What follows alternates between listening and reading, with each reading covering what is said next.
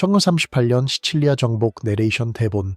1938년 9월 어느 날 지중해의 심장부 시칠리아 해안에 300척의 전함이 나타났습니다.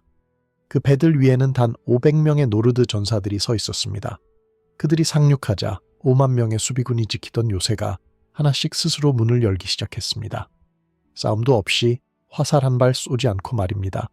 이것은 전쟁이 아니었습니다. 이것은 집단 공포였습니다. 한 세대 동안 지중해를 지배하던 이슬람 에미르국 전체가 단 500명의 이름 앞에 무릎을 꿇었습니다. 어떻게 이런 일이 가능했을까요? 왜 수만 명의 군대가 전투도 하지 않고 도망쳤을까요? 그 답은 단순한 군사적 우위가 아닙니다. 그것은 계산된 공포, 전설로 포장된 심리전, 그리고 역사상 가장 잔혹한 두 남자의 만남에서 시작됩니다. 시칠리아는 단순한 섬이 아니었습니다. 그곳은 지중해의 심장이었고 유럽과 아프리카, 중동을 잇는 무역로의 중심이었습니다. 누가 시칠리아를 지배하느냐에 따라 지중해 전체의 권력 지형이 바뀌었습니다. 그리고 11세기 초 그 시칠리아는 폭발 직전의 화약고였습니다. 이 이야기는 단순한 정복전쟁이 아닙니다. 이것은 바이킹, 비잔틴, 이슬람 세 문명이 충돌한 드문 역사적 순간입니다. 이 전쟁의 중심에는 두 명의 괴물이 서 있었습니다. 한 명은 198cm의 거인 장군 거르기오스 마니아케스. 평생 단 한 번도 패배하지 않았고 정복한 도시에서 거의 생존자를 남기지 않았던 남자였습니다. 다른 한 명은 23세에 추방된 노르웨이 왕자 하랄드 하르드라다. 왕관을 살 만큼의 금이 필요했던 용병이자 훗날 바이킹 시대의 마지막 왕이 될 전설적인 광전사였습니다. 이 두 남자가 만났을 때 시칠리아는 지옥이 되었습니다. 하지만 그들의 승리가 완성되기 직전 콘스탄티노플에서 날아온 배신의 칼날이 모든 것을 무너뜨렸습니다. 이 전쟁이 성공했다면 세계사는 달라졌을까요? 십자군 전쟁은 일어나지 않았을까요? 노르만의 영국 정복은 존재했을까요? 그 답을 찾기 위해 우리는 1938년 9월의 그날로 돌아가야 합니다. 폭풍이 몰아치는 메시나 해협으로, 그리고 공포가 실제보다 먼저 도착한 그 순간으로 말입니다. 200년 동안 시칠리아는 칼비드 왕조의 손에 있었습니다. 팔레르모를 중심으로 이슬람 문화와 무역이 꽃피웠고 이곳은 지중해에서 가장 부유한 도시 중 하나였습니다. 황금빛 모스크와 시장, 아랍어와 그리스어가 뒤섞인 거리, 그리고 아프리카와 유럽을 잇는 상선들이 끊임없이 드나들었습니다. 시칠리아는 단순한 땅이 아니라 문명의 교차로였습니다. 하지만 11세기 초 그 황금기는 끝나가고 있었습니다. 북아프리카에서 건너온 지리드 세력이 침공을 시작했기 때문입니다. 아이러니는 여기서 시작됩니다. 같은 이슬람 세력이 이슬람 도시를 불태우고 모스크를 파괴하고 무슬림들을 노예로 만들었습니다. 종교는 방패가 되지 못했습니다. 권력과 약탈만이 남았습니다. 지리드의 침공은 단순한 약탈이 아니었습니다. 그들은 시칠리아 내부를 조직적으로 무너뜨렸습니다. 에미르들은 서로를 의심했고 군벌들은 각자의 영토를 지키기에 급급했습니다. 한때 강력한 해상 제국이었던 시칠리아는 이제 방어할 수조차 없는 분열된 섬이 되어버렸습니다. 팔레르모의 궁전에서는 에미르들이 서로를 암살하려 했고 시골의 농민들은 더 이상 누가 자신들의 주인인지조차 알지 못했습니다. 이것이 바로 11세기 시칠리아의 진짜 모습이었습니다. 겉으로는 여전히 화려했지만 안으로는 이미 썩어 들어가고 있었습니다. 시칠리아가 중세 세계에서 갖는 의미를 이해하지 못한다면 이 전쟁의 진짜 중요성을 놓치게 됩니다. 시칠리아는 무역로를 통제했습니다. 아프리카의 금과 상아, 유럽의 무기와 직물, 중동의 향신료와 비단이 모두 이곳을 거쳐갔습니다. 누가 시칠리아를 지배하느냐에 따라 지중해 무역의 흐름 자체가 바뀌었습니다. 또한 시칠리아는 해군력의 핵심이었습니다. 이 섬을 기점으로 함대를 운용하면 북아프리카와 이탈리아 반도, 심지어 그리스까지 공격할 수 있었습니다. 그리고 시칠리아는 곡창지대였습니다. 밀과 올리브, 포도가 풍부하게 생산되었고 이것은 대규모 군대를 유지하는 데 필수적인 자원이었습니다. 비잔틴 제국은 200년 동안 시칠리아를 잃은 것을 잊지 않았습니다. 콘스탄티노플의 황제들에게 시칠리아는 단순한 영토가 아니라 자존심의 문제였습니다. 로마 제국의 후계자를 자처하는 비잔틴이 지중해의 심장을 이슬람 세력에게 빼앗긴 채로 있다는 것은 굴욕이었습니다. 그래서 그들은 기다렸습니다. 기회를 노렸습니다. 그리고 1930년대 후반 드디어 그 기회가 왔습니다. 시칠리아의 에미르 중 한 명이 콘스탄티노플로 사절을 보냈기 때문입니다. 그는 도움을 요청했습니다. 하지만 그가 몰랐던 것은 비잔틴 제국이 도움을 주러 오는 것이 아니라 정복하러 온다는 사실이었습니다. 에미르 아흐마드 아라칼은 절박했습니다. 지리드 세력의 침공으로 그의 영토는 날마다 줄어들고 있었고 그는 더 이상 버틸 수 없었습니다. 그는 파티마 왕조에게 도움을 요청했지만 카이로는 침묵으로 답했습니다. 파티마 왕조는 이미 자체적인 문제로 정신이 없었고 시칠리아는 우선순위에서 밀려나 있었습니다. 그래서 아흐마드는 금지된 선택을 했습니다. 그는 콘스탄티노플로 사절을 보냈습니다. 그의 제안은 단순했습니다. 시칠리아를 함께 통치하자. 우리는 지리들을 몰아내고 당신들은 영토의 절반을 가져가라. 표면적으로는 합리적인 제안처럼 보였습니다. 하지만 이것은 사실상 자살 서명이었습니다. 당시 비잔틴 제국의 황제는 미하일 4세였습니다. 그는 야심 있는 군주였고 제국의 영광을 되찾고 싶어 했습니다. 아흐마드의 제안을 받았을 때 그는 공동통치라는 단어를 웃으며 지워버렸습니다. 그가 본 것은 기회였습니다. 완전한 정복의 기회였습니다. 시칠리아의 에미르가 스스로 문을 열어 젖힌 것이었습니다. 미하일 4세는 즉시 명령을 내렸습니다. 제국 최고의 장군을 보내라. 최강의 군대를 모아라. 그리고 시칠리아를 되찾아오라. 단 한 치의 땅도 공유하지 말고 전부 가져오라. 그렇게 역사상 가장 무자비한 군사작전이 시작되었습니다. 미하일 4세가 선택한 장군은 거르기오스 마니아케스였습니다. 그의 이름을 듣는 것만으로도 사람들은 두려움에 떨었습니다. 마니아케스는 198cm의 거인이었습니다. 중세시대에 익히는 거의 비현실적이었습니다. 그가 갑옷을 입고 말에 탄 모습은 마치 신화 속의 괴물 같았다고 합니다. 하지만 그의 진짜 무서운 점은 키가 아니었습니다. 그것은 그의 전술적 천재성과 잔혹성이었습니다. 마니아케스는 평생 단 한 번도 패배하지 않았습니다. 그는 아나톨리아에서 시리아까지 제국의 동쪽 변경을 지키며 무수히 많은 전투에서 승리했습니다. 그가 도시를 점령하면 그 도시에는 거의 생존자가 남지 않았습니다. 이슬람 연대기 작가들은 그를 파괴자라고 불렀습니다. 어머니들은 아이들을 겁주기 위해 마니아케스가 온다고 말했습니다. 마니아케스의 전술은 단순했지만 치명적이었습니다. 그는 공포를 무기로 사용했습니다. 그가 도시를 포위하면 그는 먼저 협상을 제안했습니다. 항복하면 살려주겠다.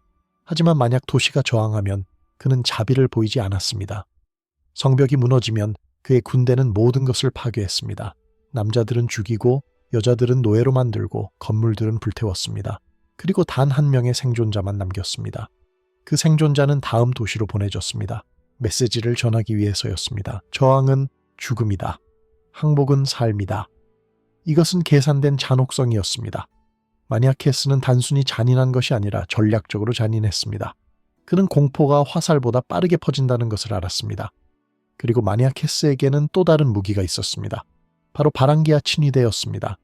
바랑기아는 비잔틴 황제의 개인 경호대였지만 그들은 단순한 경호원이 아니었습니다. 그들은 북유럽에서 온 전사들, 주로 노르웨이와 스웨덴 출신의 귀족과 전사들로 구성되어 있었습니다. 그들은 황제에게 피해 맹세를 했고 그 맹세는 죽음까지도 넘어서는 것이었습니다. 바랑기아가 되기 위해서는 단순히 강한 것만으로는 부족했습니다. 당신은 전투에서 여러 번 살아남았고 귀족의 혈통을 가졌고 무엇보다 절대적인 충성심을 증명해야 했습니다. 그리고 1338년 바랑기아 친위대의 일원으로 시칠리아 원정에 참여한 한 남자가 있었습니다. 그의 이름은 하랄드 시구르드손, 후세에는 하랄드 하르드라다로 알려진 남자였습니다. 하랄드는 23세였습니다. 그는 노르웨이의 왕자였지만 왕좌는 그의 것이 아니었습니다. 그의 형 올라프 하랄드손이 노르웨이의 왕이 되려 했지만 덴마크와 영국의 크누트 대왕에게 패배했습니다. 올라프는 전사했고 하랄드는 겨우 15세의 나이에 전장에서 도망쳐야 했습니다. 그는 러시아를 거쳐 콘스탄티노플로 왔습니다. 그곳에서 그는 바랑기아 친위대에 들어갔습니다. 이유는 단순했습니다. 금이었습니다. 노르웨이로 돌아가 왕위를 되찾으려면 군대가 필요했습니다. 군대를 고용하려면 금이 필요했습니다. 그리고 비잔틴 제국에서 용병으로 일하는 것은 금을 모으는 가장 빠른 방법이었습니다. 하랄드는 로맨틱한 영웅이 아니었습니다. 그는 냉혹한 현실주의자였습니다. 그에게 시칠리아는 모험이 아니라 투자였습니다. 왕관을 살 수 있는 금을 모으기 위한 투자였습니다. 하지만 하랄드를 단순한 용병으로만 보는 것은 실수입니다. 그는 이미 여러 전투에서 자신의 능력을 증명했습니다. 아나톨리아에서 그는 아랍 습격자들과 싸웠고 불가리아에서는 반란군을 진압했습니다. 그는 빠르게 배웠고 더 빠르게 적응했습니다. 바랑기아 친위대 안에서 그는 리더십을 보였고 다른 전사들은 그를 따랐습니다. 마니아케스가 시칠리아 원정을 준비할 때 하랄드는 자연스럽게 바랑기아 부대의 핵심 인물이 되어 있었습니다. 그리고 시칠리아는 그의 인생을 바꿀 무대가 될 것이었습니다. 그곳에서 그는 전설이 되었고 그 전설은 그를 노르웨이의 왕좌로 이끌 것이었습니다.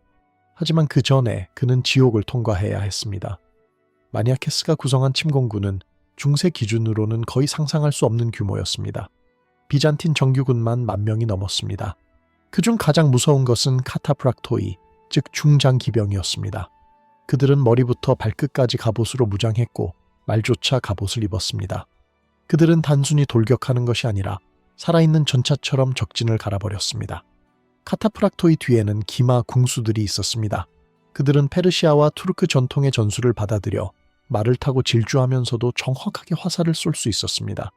그리고 보병들은 여전히 로마식 전술을 사용했습니다.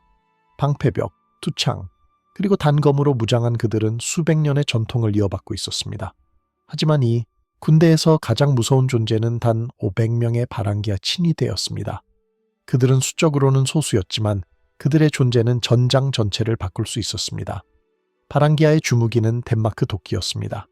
이 도끼는 무게만 10kg이 넘었고 길이는 거의 2m에 달했습니다.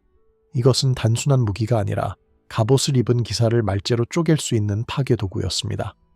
바랑기아 전사들은 이 도끼를 양손으로 휘둘렀고 그들의 공격은 거의 막을 수 없었습니다. 방패는 쪼개지고 갑옷은 찌그러지고 뼈는 부서졌습니다. 그들은 전투에서 후퇴하지 않았습니다. 황제에게 바친 맹세 때문이 아니라 그들의 문화 때문이었습니다. 노르드 전색의 후퇴는 수치였고 수치는 죽음보다 나쁜 것이었습니다. 하랄드는 자신만의 개인 친위대를 데리고 있었습니다. 그들은 모두 노르웨이에서 그를 따라온 전사들이었고 그들의 충성심은 황제가 아니라 하랄드에게 있었습니다. 이들은 하랄드의 카리자 방패였고 그들은 그가 언젠가 노르웨이의 왕이 될 것이라고 믿었습니다. 그래서 그들은 더욱 사납게 싸웠습니다. 그들에게 시칠리아는 단순한 전쟁터가 아니라 미래의 왕을 증명하는 무대였습니다. 그들은 시칠리아의 금이 아니라 하랄드의 영광을 위해 싸웠습니다. 그리고 그 영광은 피로 쓰여질 것이었습니다. 마니아케스의 군대에는 또 다른 중요한 구성원이 있었습니다. 바로 노르만 중기병 5,000명이었습니다. 노르만은 원래 바이킹 출신이었지만 그들은 프랑스 북부에 정착하면서 기독교로 개종했고 독특한 기병 전술을 발전시켰습니다. 그들은 바이킹의 야만성과 프랑크의 기사도를 결합한 존재였습니다. 노르만 기병은 빠르고 기동성이 좋았고 무엇보다 용병으로서 신뢰할 수 있었습니다. 금만 제대로 지급한다면 말입니다. 이 노르만 부대를 이끈 사람은 윌리엄 드 오트빌이었습니다. 그는 아직 젊었지만 이미 이탈리아 남부에서 여러 전투를 치른 경험이 있었습니다. 그리고 시칠리아에서의 경험은 그와 그의 가문에게 영감을 주었습니다. 훗날 그의 형제들은 시칠리아를 다시 침공할 것이고 결국 노르만 왕국을 세울 것이었습니다. 하지만 그것은 아직 미래의 일이었습니다. 이 모든 군대를 실어 나를 함대는 300척이 넘었습니다. 각 배는 수십 명의 병사와 수톤의 보급품을 실었습니다. 중세시대에 이런 규모의 상륙작전을 준비한다는 것은 거의 불가능에 가까운 일이었습니다. 비잔틴 제국은 몇 달에 걸쳐 식량, 무기, 갑옷, 화살, 투석기, 그리고 공성, 장비를 모았습니다. 이것은 단순한 원정이 아니라 국가 차원의 총력전이었습니다. 콘스탄티노플의 조선소에서는 밤낮 없이 배를 수리하고 건조했습니다. 제국의 창고에서는 수백 톤의 밀과 보리가 실렸습니다. 대장간에서는 수천 개의 화살촉과 창끝이 만들어졌습니다. 이 모든 것이 하나의 목표를 위해 움직였습니다. 시칠리아를 되찾는 것이었습니다. 하지만 마니아케스는 단순히 군사력만으로 승리할 수 없다는 것을 알고 있었습니다. 그는 심리전의 대가였습니다. 그래서 그는 전쟁이 시작되기 전에 이미 첫 번째 공격을 시작했습니다. 그것은 소문이었습니다. 마니아케스는 비잔틴의 첩자들을 시칠리아로 보냈습니다. 이들은 어부, 상인, 순례자로 위장했지만 그들의 진짜 임무는 공포를 퍼뜨리는 것이었습니다. 그들은 시칠리아의 항구와 시장에서 이야기를 흘렸습니다. 비잔틴 제국이 바랑기아를 보낸다. 황금머리를 가진 북쪽의 악마들이 온다. 그들은 인간이 아니다. 그들은 죽음을 두려워하지 않고 적의 심장을 먹는다. 이 이야기들은 사실과 거짓이 뒤섞여 있었습니다. 바랑기아가 무자비한 전사라는 것은 사실이었지만 그들이 시긴을 한다는 것은 거짓이었습니다. 하지만 중요한 것은 진실이 아니었습니다. 중요한 것은 공포였습니다. 이 소문들은 빠르게 퍼졌습니다. 시칠리아의 병사들은 바랑기아에 대해 들었습니다. 그들은 시리아에서의 학살 이야기를 들었습니다. 실제로 마니아케스는 시리아에서 여러 도시를 정복했고 그곳에서 수천 명을 죽였습니다. 하지만 시간이 지나면서 이야기는 과장되었습니다. 마니아케스가 온 도시를 하루 만에 파괴했다. 생존자는 한 명도 없었다. 바랑기아는 성벽을 맨손으로 올라갔고 칼에 맞아도 죽지 않았다. 이런 이야기들은 물론 과장이었지만 완전히 거짓은 아니었습니다. 바랑기아는 정말로 무시무시했고 마니아케스는 정말로 자비가 없었습니다. 그래서 사람들은 믿었습니다. 그들은 두려워했습니다. 그리고 공포는 화살보다 빠르게 퍼졌습니다. 난민들이 소문을 퍼뜨렸습니다. 지리드의 침공으로 시칠리아 내부에서는 이미 수많은 사람들이 고향을 떠나 도시로 피난해 있었습니다. 이들은 불안했고 새로운 위협에 대한 이야기는 그들을 더욱 불안하게 만들었습니다. 어부들도 이야기를 퍼뜨렸습니다. 그들은 바다에서 비잔틴 함대의 움직임을 목격했고 그 규모에 놀랐습니다. 배가 수백 척이다. 하늘을 가릴 만큼 많다.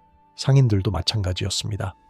그들은 콘스탄티노플과 이탈리아 남부에서 돌아오면서 비잔틴의 전쟁 준비에 대해 이야기했습니다. 이 모든 이야기가 합쳐지면서 시칠리아는 전쟁이 시작되기도 전에 이미 공포에 휩싸였습니다. 군인들은 싸우기도 전에 이미 패배를 상상하고 있었습니다. 장군들은 자신감을 잃었습니다. 그리고 에미르 아흐마드는 자신이 무엇을 불러들였는지 깨닫기 시작했습니다.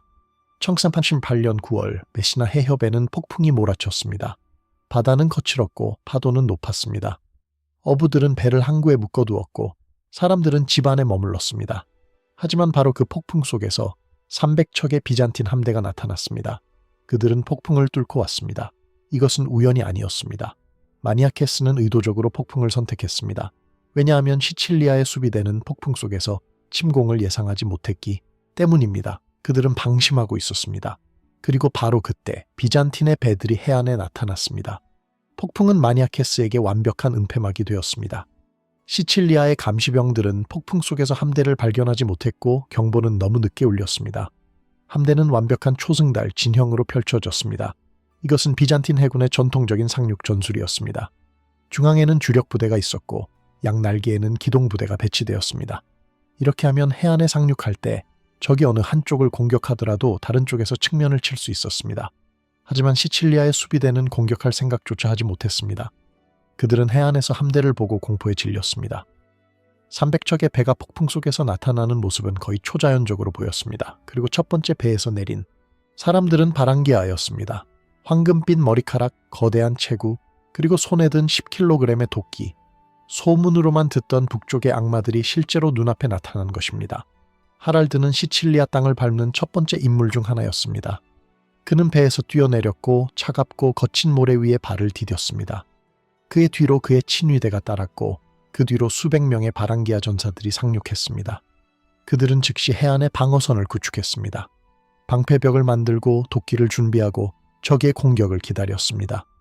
하지만 공격은 오지 않았습니다. 메시나의 수비대는 이미 도망쳤습니다. 그들은 싸우지도 않고 도시를 버렸습니다. 왜냐하면 그들은 이미 졌다고 믿었기 때문입니다. 소문이 전쟁을 이긴 것입니다. 공포가 칼보다 강했습니다. 그날 저녁 메시나 항구에서는 비잔틴 깃발이 펄럭였습니다. 단 한 방의 화살도 쏘지 않고 단 한 명의 병사도 죽지 않고 말입니다. 하지만 메시나는 시작에 불과했습니다. 마니아케스는 즉시 내륙으로 진군을 명령했습니다. 그는 시칠리아 에미르들에게 시간을 주고 싶지 않았습니다. 그는 그들이 군대를 모으기 전에, 동맹을 맺기 전에, 방어를 준비하기 전에 치고 싶었습니다. 그래서 비잔틴 군대는 무서운 속도로 움직였습니다. 하루에 32km씩 진군했습니다. 중세시대에 이것은 거의 불가능한 속도였습니다. 대부분의 군대는 하루에 40km도 가지 못했습니다. 왜냐하면 병사들이 지치고 보급이 따라오지 못하고 길이 나빠서였습니다. 하지만 마니아케스는 다른 방식을 사용했습니다. 그는 경기병을 앞세워 길을 확보했고 병참 부대는 밤낮 없이 움직였습니다. 그리고 무엇보다 중요한 것은 저항이 없었다는 것입니다. 시칠리아의 마을과 요새들은 비잔틴 군대가 다가오는 것을 보고 스스로 항복했습니다. 로메아 요새는 시칠리아 동부에서 가장 중요한 요새 중 하나였습니다. 그곳에는 5,000명의 수비대가 있었고 두꺼운 성벽과 충분한 식량이 있었습니다. 이론적으로는 몇 달을 버틸 수 있었습니다. 하지만 비잔틴 군대가 지평선에 나타났을 때 요새의 지휘관은 결정을 내렸습니다. 싸우지 않겠다고. 그는 성문을 열었습니다. 군인들은 무기를 내려놓았습니다. 마니아케스는 요새 안으로 걸어 들어갔고 단 한 방의 화살도 쏘지 않고 로메아를 점령했습니다. 이것은 전략적 승리가 아니었습니다. 이것은 심리적 승리였습니다. 로메아가 항복했다는 소식은 빠르게 퍼졌고 다른 요새들도 같은 선택을 했습니다. 싸워봤자 죽는다. 항복하면 산다. 이것이 그들의 계산이었습니다. 그리고 마니아케스는 그 계산을 이용했습니다. 마니아케스의 공포 프로토콜은 간단했지만 효과적이었습니다. 만약 도시나 요새가 싸우지 않고 항복하면 그는 그들을 살려주었습니다. 병사들은 무장 해제되었지만 죽이지는 않았습니다. 시민들은 약탈당하지 않았습니다. 하지만 만약 저항하면 그 결과는 끔찍했습니다. 마니아케스는 저항한 도시를 철저하게 파괴했습니다. 생존자는 단 한 명만 남겼고 그 생존자는 다음 도시로 보내졌습니다. 메시지를 전하기 위해서였습니다. 이것이 저항의 대가다. 이 전략은 냉혹하게 효과적이었습니다. 사람들은 선택지를 보았습니다. 저항과 죽음 또는 항복과 생존. 대부분은 생존을 선택했습니다. 그래서 비잔틴 군대는 거의 저항 없이 시칠리아 동부를 휩쓸었습니다. 하지만 모든 도시가 항복한 것은 아니었습니다. 시라쿠사는 달랐습니다. 시라쿠사는 고대부터 지중해에서 가장 강력한 요새 중 하나였습니다. 그곳은 아르키메데스가 로마군을 수십 년간 막아낸 곳이었고 그 성벽은 여전히 견고했습니다. 시라쿠사의 수비대는 15천 명이었습니다. 그들은 충분한 식량과 무기가 있었고 무엇보다 자신들의 성벽을 믿었습니다. 그래서 그들은 항복하지 않았습니다. 마니아케스가 시라쿠사에 도착했을 때 그는 포위 공격을 준비했습니다. 하지만 하랄드는 다른 제안을 했습니다. 포위하지 말고 야습하자. 밤에 성벽을 넘어 성문을 열자. 이것은 미친 제안처럼 들렸습니다. 시라쿠사의 성벽은 높았고 경비는 삼엄했습니다. 하지만 하랄드에게는 계획이 있었습니다. 하랄드는 바랑기아를 50개의 소조로 나누었습니다. 각 소조는 10명으로 구성되었고 각자 특정한 임무를 받았습니다. 첫 번째 조는 성벽을 올라가는 것이었습니다. 두 번째 조는 경비병들을 제압하는 것이었습니다. 세 번째 조는 성문을 여는 것이었습니다. 그리고 나머지 조들은 도시 안에서 혼란을 만드는 것이었습니다. 하랄드가 선택한 날은 신월이었습니다. 달이 없는 밤, 완벽한 암흑이었습니다. 시라쿠사의 경비병들은 횃불을 들고 순찰을 돌았지만 횃불 밖은 완전한 어둠이었습니다. 바랑기아 전사들은 검은 옷을 입고 얼굴에 숯을 발랐습니다. 그들은 거의 보이지 않았습니다. 그들은 밧줄과 갈고리를 사용해 성벽을 올랐습니다. 도끼 대신 단검을 들었습니다. 소리를 내지 않기 위해서였습니다. 첫 번째 경비병은 목이 그어졌습니다. 그는 소리조차 내지 못했습니다. 그의 시체는 조용히 성벽 안쪽으로 끌려갔습니다. 두 번째 경비병도 마찬가지였습니다. 바랑기아는 그림자처럼 움직였습니다. 그들은 수년간 전투를 치른 베테랑들이었고 야간 침투는 그들에게 낯선 일이 아니었습니다. 한 명씩, 두 명씩 경비병들이 사라졌습니다. 그리고 아무도 눈치채지 못했습니다. 20분 후 성문을 지키던 경비대가 이상한 것을 눈치챘습니다. 너무 조용했습니다. 성벽 위에서 들리던 발소리가 없었습니다. 그들이 확인하러 올라가려는 순간 성문이 안쪽에서 열렸습니다. 바랑기아가 이미 성문의 빗장을 풀었던 것입니다. 그리고 그 순간 지옥이 시작되었습니다. 마니아케스의 주력 부대가 성문을 통해 쏟아져 들어왔습니다. 시라쿠사의 수비대는 아직 자고 있었습니다. 경보가 울렸지만 이미 너무 늦었습니다. 바랑기아는 이미 도시 안 깊숙이 침투했기에 있었고 그들은 주요 거점을 장악하고 있었습니다. 변경에서는 혼란이 벌어졌습니다. 병사들은 무기를 찾았지만 어둠 속에서 제대로 찾을 수조차 없었습니다. 누가 적이고 누가 아군인지 구분할 수 없었습니다. 비잔틴 군대는 조직적으로 움직였습니다. 그들은 이미 도시의 지도를 알고 있었고 어디를 먼저 점령해야 하는지 알고 있었습니다. 시라쿠사의 지휘관은 방역을 시도했지만 그의 명령은 혼란 속에서 전달되지 않았습니다. 새벽이 되었을 때 전투는 이미 끝나 있었습니다. 시라쿠사는 함락되었습니다. 사상자 통계는 충격적이었습니다. 비잔틴 군대는 80명의 전사자를 냈습니다. 대부분은 성벽을 올라가다 떨어진 사람들이었습니다. 하지만 시라쿠사의 수비대는 3,000명이 죽었고 나머지는 항복했거나 도망쳤습니다. 시라쿠사의 함락은 시칠리아 전체에 충격을 주었습니다. 난공불락이라고 믿었던 도시가 단 하룻밤 만에 무너진 것입니다. 이제 시칠리아의 다른 도시들은 더 이상 희망이 없다고 느꼈습니다. 시라쿠사가 무너졌다면 우리는 어떻게 버틸 수 있겠는가? 이것이 그들의 생각이었습니다. 그래서 항복의 물결이 시작되었습니다. 카타니아가 항복했습니다. 런티니가 항복했습니다. 하나씩, 둘씩 시칠리아 동부의 모든 도시가 비잔틴 제국에 무릎을 꿇었습니다. 그리고 이 모든 것이 단 3주 만에 벌어졌습니다. 마니아케스의 속도는 무서웠습니다.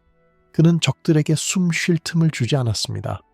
그들이 생각할 시간도 준비할 시간도 주지 않았습니다. 그는 공포와 속도로 전쟁을 지배했습니다. 하랄드는 이 전쟁에서 자신의 명성을 쌓았습니다. 시라쿠사, 야습은 그의 계획이었고 그 성공은 그의 능력을 증명했습니다. 비잔틴 군대 안에서 그의 이름은 존경받았습니다. 바랑기아 전사들은 그를 리더로 인정했습니다. 심지어 마니아케스조차 그의 전술적 감각을 칭찬했습니다. 하지만 하랄드는 거기서 멈추지 않았습니다. 그는 매 전투에서 앞장섰습니다. 그는 자신의 도끼를 휘두르며 적진으로 돌진했습니다. 그는 병사들에게 용기를 보여주었고 적들에게는 공포를 보여주었습니다. 시칠리아 사람들은 그를 황금머리의 악마라고 불렀습니다. 그의 금발 머리카락은 햇빛 아래에서 빛났고 그의 도끼는 피로 물들어 있었습니다. 그는 전설이 되고 있었습니다. 하지만 전쟁이 너무 쉽게 진행되자 긴장이 생기기 시작했습니다. 노르만 기병대와 바랑기아 사이에 경쟁의식이 생겼습니다. 누가 더 많은 적을 죽였는가? 누가 더 용감한가? 누가 더 많은 전리품을 얻었는가? 이것은 자연스러운 일이었습니다. 용병들은 영광과 금을 위해 싸웠고 그들은 서로를 라이벌로 보았습니다. 마니아케스는 이것을 알고 있었고 어느 정도는 허용했습니다.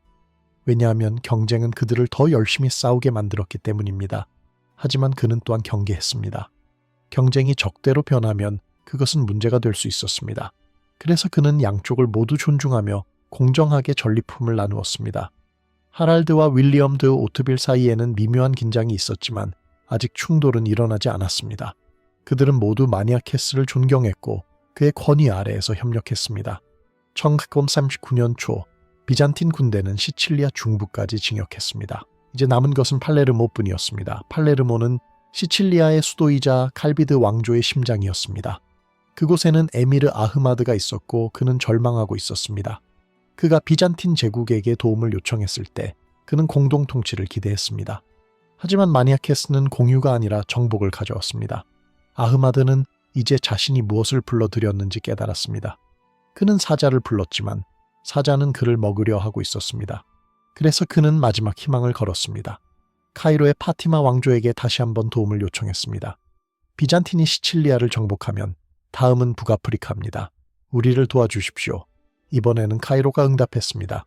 파티마 왕조는 함대를 보냈습니다. 하지만 파티마의 함대가 도착하기 전에 마니아케스는 팔레르모를 포위했습니다. 팔레르모는 거대한 도시였고 성벽은 두꺼웠습니다. 그곳에는 2만 명의 수비대가 있었고 충분한 식량과 물이 있었습니다. 이론적으로는 1년 이상 버틸 수 있었습니다. 하지만 마니아케스는 장기 포위를 원하지 않았습니다. 그는 빠른 승리를 원했습니다. 그래서 그는 공성 무기를 동원했습니다. 투석기, 공성탑, 파성토에. 비잔틴의 공성 기술은 로마 제국의 전통을 이어받았고 중세에서 가장 발전된 것이었습니다. 투석기는 거대한 돌덩이를 성벽에 던졌고 성벽은 조금씩 금이 가기 시작했습니다. 공성탑은 성벽 높이까지 올라가며 병사들이 성벽으로 직접 뛰어들 수 있게 했습니다. 파성토에는 성문을 두들겼고 나무와 쇠가 부서지는 소리가 들렸습니다. 팔레르모 안에서는 공포가 퍼졌습니다.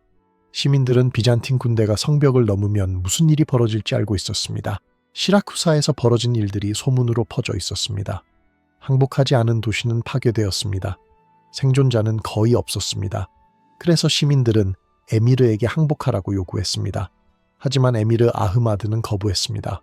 그는 파티마의 함대가 올 것이라고 믿었습니다. 그는 조금만 더 버티면 된다고 생각했습니다. 하지만 날이 갈수록 상황은 악화되었습니다. 성벽의 일부가 무너졌습니다. 식량이 부족해지기 시작했습니다. 병사들은 지쳤고 사기는 떨어졌습니다. 그리고 파티마의 함대는 오지 않았습니다. 사실 파티마의 함대는 출발했습니다. 하지만 그들은 비잔틴의 해군과 조우했습니다. 비잔틴의 해군은 그리스의 불, 즉 고대부터 전해 내려오는 비밀 무기를 사용했습니다. 그리스의 불은 물 위에서도 타올랐고 물로 끌 수 없었습니다. 그것은 공포 그 자체였습니다. 파티마의 배들은 불에 휩싸였고 선원들은 바다로 뛰어들었습니다. 하지만 불은 바다 위에서도 그들을 따라왔습니다. 파티마의 함대는 괴멸되었고 생존자들은 카이로로 도망쳤습니다. 팔레르모는 이제 완전히 고립되었습니다. 도움은 오지 않을 것이었습니다. 3개월 후 팔레르모의 성벽이 무너졌습니다. 비잔틴 군대가 쏟아져 들어왔습니다. 에미르 아흐마드는 항복했지만 이미 너무 늦었습니다. 마니아케스는 그를 사슬에 묶어 콘스탄티노플로 보냈습니다. 시칠리아는 이제 비잔틴 제국의 것이었습니다. 200년 만의 복수였습니다. 황제 미하일 4세는 기뻐했습니다. 그는 마니아케스를 영웅으로 칭송했습니다. 하랄드와 바랑기아는 엄청난 전리품을 받았습니다. 금, 은, 보석, 그리고 노예들. 하랄드는 이제 왕좌를 살 만큼의 부를 모았습니다. 그는 만족했습니다. 하지만 이야기는 여기서 끝나지 않았습니다. 왜냐하면 승리의 순간 배신이 다가오고 있었기 때문입니다.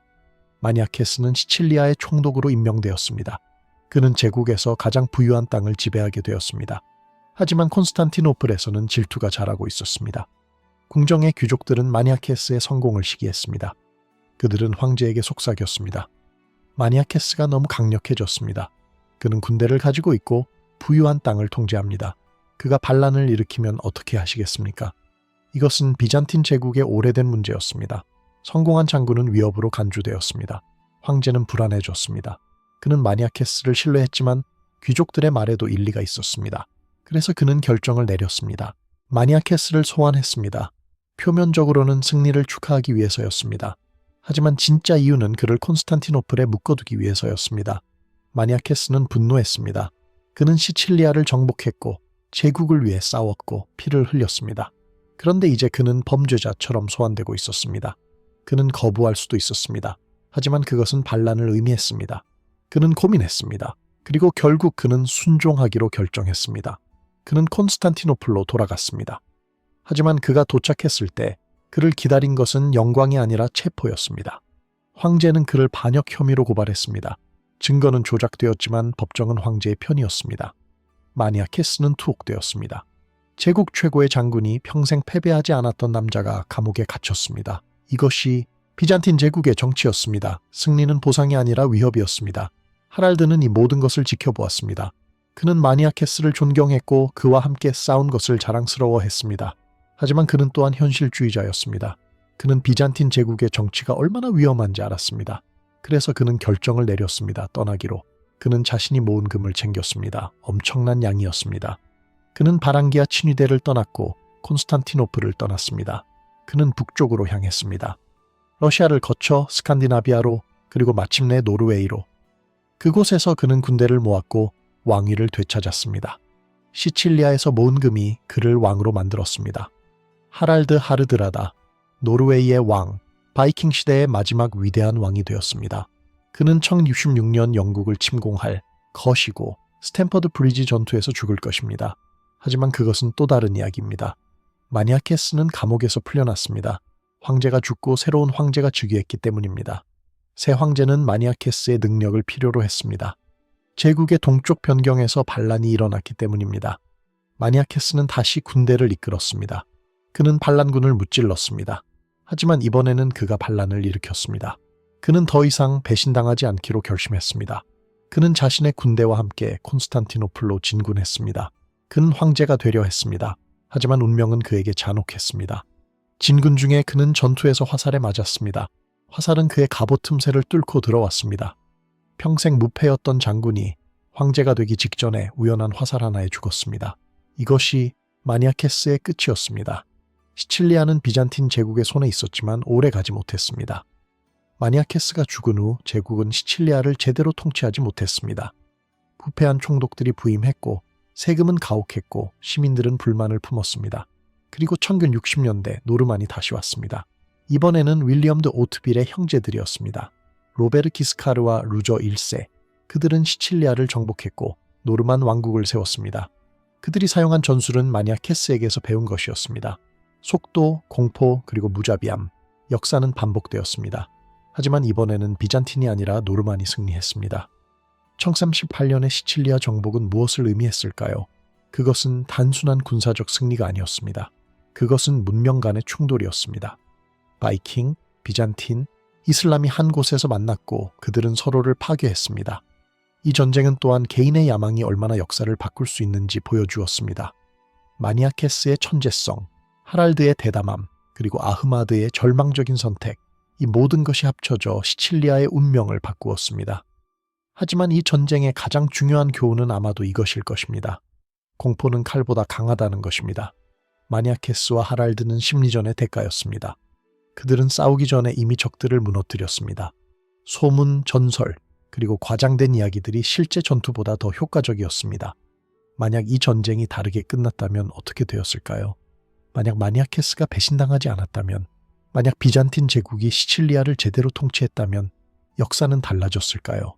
아마도 십자군 전쟁은 다른 방식으로 전개되었을 것입니다. 왜냐하면 시칠리아를 기점으로 비잔틴은 북아프리카를 위협할 수 있었기 때문입니다. 지중해의 권력 균형은 완전히 바뀌었을 것입니다. 노르만은 시칠리아를 정복하지 못했을 것이고, 따라서 노르만 왕국도 존재하지 않았을 것입니다. 이것은 이탈리아 역사 전체를 바꾸었을 것입니다. 하랄드는 노르웨이의 왕이 되지 못했을 수도 있습니다. 왜냐하면 그가 왕관을 살금은 시칠리아에서 나왔기 때문입니다. 그리고 1066년의 영국 정복은 달라졌을 것입니다. 역사는 작은 결정들로 만들어집니다. 그리고 1938년의 시칠리아는 그런 결정들의 교차로였습니다. 하지만 역사는 가정이 아니라 사실로 이루어집니다. 사실은 이것입니다. 500명의 노르드 전사들이 5만 명의 수비군을 공포에 빠뜨렸습니다. 단 한 명의 장군이 200년간의 굴욕을 복수했습니다. 그리고 한 명의 젊은 왕자가 전설이 되었습니다. 시칠리아는 피로 물들었고, 권력은 손을 바꿨고, 문명은 충돌했습니다. 이것이 1438년의 이야기입니다. 이것이 중세의 진짜 얼굴입니다. 영광과 배신, 용기와 공포, 승리와 파멸이 뒤섞인 혼돈의 시대였습니다. 오늘 우리가 다룬 이야기는 단순히 1000년 전의 과거가 아닙니다. 이것은 인간 본성에 대한 이야기입니다. 권력을 향한 야망, 생존을 위한 선택, 그리고 배신의 대가. 마니아케스는 모든 것을 얻었지만 모든 것을 잃었습니다. 하랄드는 금을 얻었지만 그것으로 더 큰 비극을 샀습니다. 아흐마드는 도움을 요청했지만 파멸을 불러들였습니다. 역사는 단순한 승자와 패자의 기록이 아닙니다. 그것은 인간이 극한의 상황에서 무엇을 선택하는가에 대한 기록입니다. 그리고 그 선택들은 오늘날에도 여전히 우리에게 울림을 줍니다. 여러분은 이 이야기에서 무엇을 느꼈나요? 마니아케스의 잔혹함이 정당화될 수 있다고 생각하나요? 하랄드의 현실주의가 존경받을 만한가요? 아니면 아흐마드의 절망적인 선택이 이해가 되나요? 이 질문들에 대한 답은 여러분 각자가 내려야 합니다. 역사는 우리에게 답을 주지 않습니다. 역사는 우리에게 질문을 던질 뿐입니다. 만약 이 영상이 흥미로웠다면 좋아요 버튼을 눌러주세요. 그리고 구독 버튼을 눌러 앞으로 더 많은 어두운 역사 이야기를 만나보세요. 멤버십에 가입하시면 새로운 영상을 가장 먼저 시청할 수 있고, 채널을 후원하여 더 깊이 있는 콘텐츠 제작을 도와주실 수 있습니다. 여러분의 지원이 이런 이야기들을 계속 발굴하고 전달하는 원동력이 됩니다. 그리고 댓글로 여러분의 생각을 남겨주세요. 어떤 역사적 순간이 궁금한가요? 어떤 인물의 이야기를 듣고 싶으신가요? 여러분의 의견은 다음 영상의 주제가 될 수 있습니다. 역사는 과거에 멈춰 있지 않습니다. 역사는 우리가 기억하고 논의하고 배우는 한 계속 살아 숨쉽니다. 다음 영상에서 또 만나요. 그때까지 역사의 어두운 구석을 함께 탐험해 주셔서 감사합니다.